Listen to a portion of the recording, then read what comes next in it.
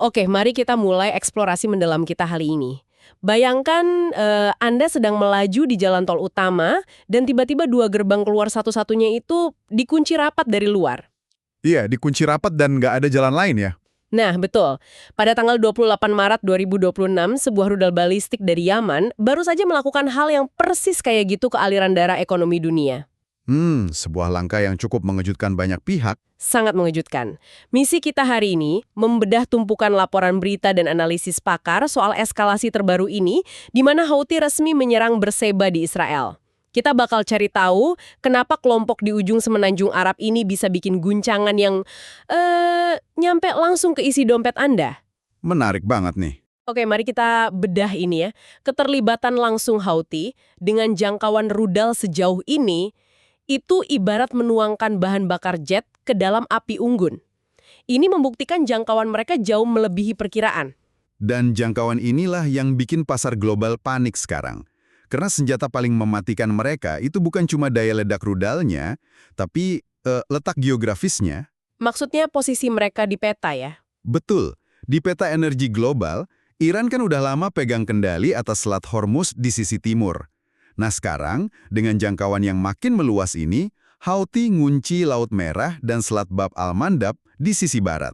Wah, ini balik ke analogi jalan tol tadi dong. Kayak dua pintu keluar utama perdagangan minyak global ditutup secara bersamaan. Tepat sekali. Yang menarik di sini adalah dilema besar yang dihadapi Arab Saudi akibat penutupan ini. Oh iya, gimana tuh nasib Saudi sekarang? Jadi gini, bertahun-tahun lalu Saudi itu menghabiskan miliaran dolar bangun jalur pipa ke Yanbu di Laut Merah. Rencananya itu buat pintu belakang darurat. Pintu belakang kalau Iran nutup pintu depan di Selat Hormuz kan? Betul.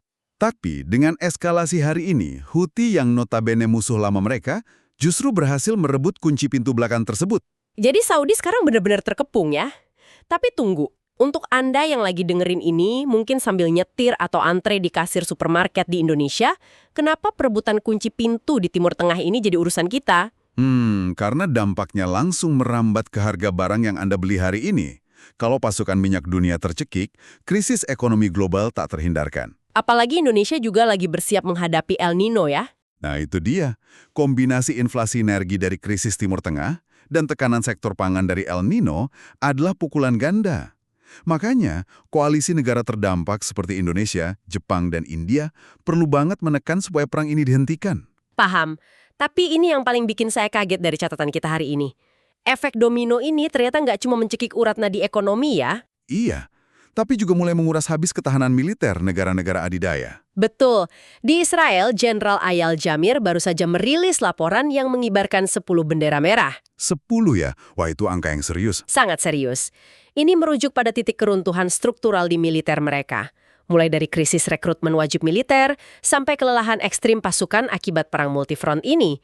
Dan ini tuh menular ke sekutu utama mereka. Ya, Pentagon di Amerika Serikat sekarang menghadapi dilema logistik raksasa. Bahkan kabarnya mereka sampai mengevaluasi mau menarik bantuan rudal pencegat dari Ukraina buat dikirim ke Timur Tengah kan? Semata-mata karena stok bersenjataan mereka menipis. Wait, tunggu dulu. Saya agak susah mempercayai ini. Amerika Serikat kan punya anggaran militer hampir 1 triliun dolar. Bagaimana mungkin mereka kehabisan amunisi cuma karena ngelawan kelompok pemberontak di Yaman? Kedengarannya emang mustahil ya, tapi dalam perang modern, uang itu nggak bisa langsung disulap jadi amunisi. Ada asimetri yang luar biasa. Asimetri gimana maksudnya? Rudal pencegah milik Amerika itu bukan peluru biasa yang bisa diproduksi massal dalam semalam. Satu unitnya nilainya jutaan dolar dan butuh waktu berbulan-bulan untuk dirakit. Oh, karena pakai komponen presisi tinggi ya? Sementara Houthi nyerang pakai drone dan rudal yang jauh lebih murah.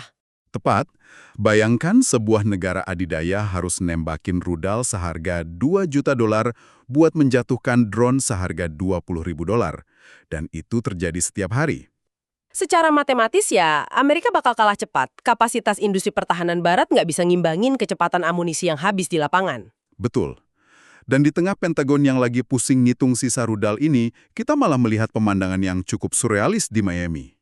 Oh iya, laporan politik dari Donald Trump itu kan? Iya, dia justru asik berkelakar di sebuah forum investasi tentang bagaimana putra mahkota Saudi memuji kebangkitan Amerika. Sangat kontras ya. Di lapangan jenderal ngibarin bendera merah, Tapi di panggung politik seolah nggak ada urgensi sama sekali. Mengingatkan aja untuk pendengar, kita di sini nggak memihak secara politik, cuma membedah fakta dari sumber yang kita himpun. Betul sekali. Fakta bahwa eskalasi ini telah mengubah konflik proksi menjadi krisis logistik global yang sangat nyata. Itulah realitas pahit perang modern. Kekuatan militer konvensional punya batas mutlak kalau dihadapkan pada perang atrisi yang nguras sumber daya pelan-pelan. Nah, mari kita tinggalkan Anda dengan satu pemikiran provokatif untuk direnungkan. Silakan. Kalau aliansi militer terkuat di dunia saja sudah mulai kehabisan pasukan tempur dan rudal pencegah cuma dalam waktu 1 bulan, apa jadinya nasib dunia kalau perang multifront ini berlangsung jauh lebih lama dari sisa persediaan amunisi yang ada? Pertanyaan yang bagus untuk dipikirkan. Terima kasih sudah bergabung dalam eksplorasi mendalam kita hari ini. Sampai jumpa di penelusuran berikutnya.